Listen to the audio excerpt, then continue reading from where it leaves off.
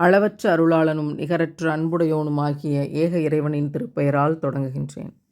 வைத் கால ரப்புகலில் மலாயிகதி இன்னீ ஜாயிலுன் ஃபில் அர்லி ஹலீஃபா காலூ அத்தஜ்அலு ஃபீஹா மை யுஃப்ஸிது ஃபீஹா வயஸ்ஃபிகு திமா அவனஹ்னு நுஸப்பிஹு பிஹம்திக வனுகத்திஸு லக் கால இன்னீ அஹ்லமு மா லா தஹ்லமூன்.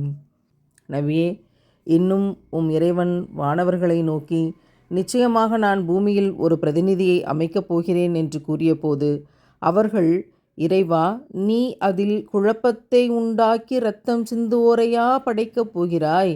இன்னும் நாங்களோ உன் புகழ் ஓதியவர்களாக, உன்னை துதித்து உன் பரிசுத்தத்தை போற்றியவர்களாக இருக்கின்றோம் என்று கூறினார்கள். அதற்கு இறைவன், நீங்கள் அறியாதவற்றையெல்லாம் நிச்சயமாக நான் அறிவேன் என்று கூறினான். பூமியில் குழப்பம் விளைவித்து இரத்தம் சிந்தக்கூடிய கூட்டத்தையா நீ படைக்கப் போகிறாய்? நாங்கள் போதாதா என்று மலக்குகள் கேட்டபோது அதற்கு அல்லாஹ் கூறினான், நீங்கள் அறியாதவற்றை நான் அறிவேன். இந்த இனத்தை படைப்பதால் நீங்கள் சுட்டிக்காட்டிய தீமை ஒரு பக்கம் இருக்க, என்னென்ன நன்மைகள் உள்ளன என்பதை நானே அறிவேன், நீங்கள் அறிய மாட்டீர்கள். நான் அவர்களில் நபிமார்களை உருவாக்குவேன், அவர்களிடையே தூதர்களை அனுப்பி வைப்பேன். அவர்களிடையே 11 வகையான மனிதர்களை நான் உருவாக்கப் போகிறேன்.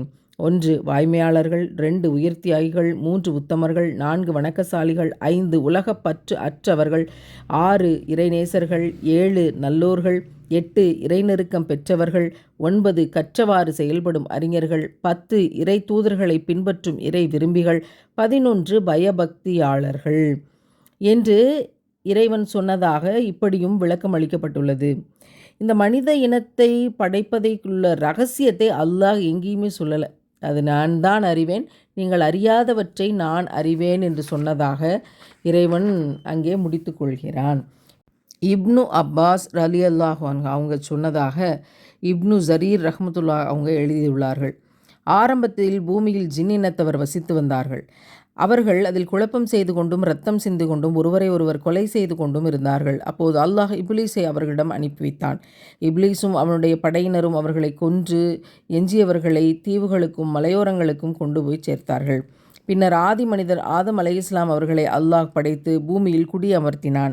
இதைத்தான் அல்லாஹ், நிச்சயமாக நான் பூமியில் ஒரு இனத்தை படைக்கப் போகிறேன் என்று இந்த வசனத்தில் கூறியுள்ளான். இறைவனே அனைத்தையும் அறிந்தவன், அந்த 11 பேரின் கூட்டத்தாரில் எங்களையும் யா அல்லாஹ் சேர்த்து விடுவாயாக.